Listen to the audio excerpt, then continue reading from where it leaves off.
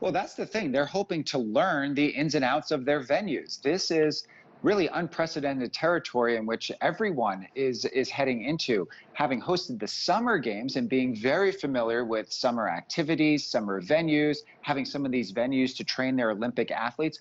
All of these winter Olympic venues are all new. So they're bringing in outside experts to make sure that the ski jump is properly calibrated, that the speed skating rinks are just right. Certainly all of the infrastructure that has gone into building out these games over the last 7 years or so is really going to come to the forefront with these test events, and then obviously hoping with these 100 days to go, the test events, recalibrating after those events, and then being ready for prime time in about 100 days. Well, based on what you're seeing right now, how would you characterize the status of these main event venues?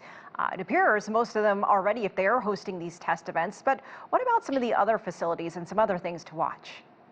Well, a lot of these venues are being repurposed from the summer games. So in terms of the feasibility of knowing the ins and outs of how the venues work, yes, they already know a lot of this infrastructure of these actual of these venues.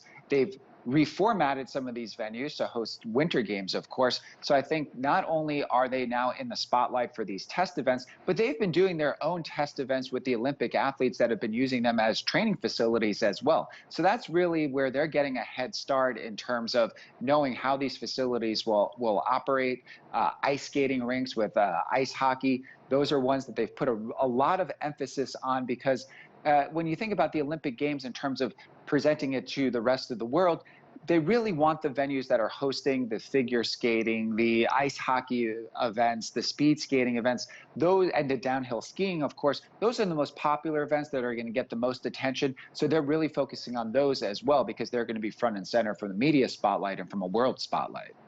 What more needs to be done to prepare in terms of logistics, especially lessons learned from the Tokyo Games that ended just a few months ago?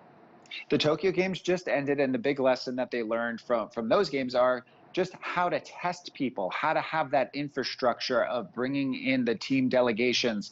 We all remember the story of one of the first delegations coming over from Australia and from New Zealand, positive tests, going into quarantine, the whole Olympic idea of will the summer games even be going off? We're barely a couple days in and we already have these positive tests. Certainly a different infrastructure in place here in terms of demanding that athletes be vaccinated or they go into a 15-day quarantine. They have different pods and different systems within the Olympic Village set up even before you even get there. And then when you are there, so safety from a health perspective is the highest priority. I think they learned a lot of valuable lessons from the Tokyo Games. And then certainly now these games will have spectators, domestic spectators only, no outside visitors. So that's another thing that they are planning for and not really needing to plan for because so much will happen domestically.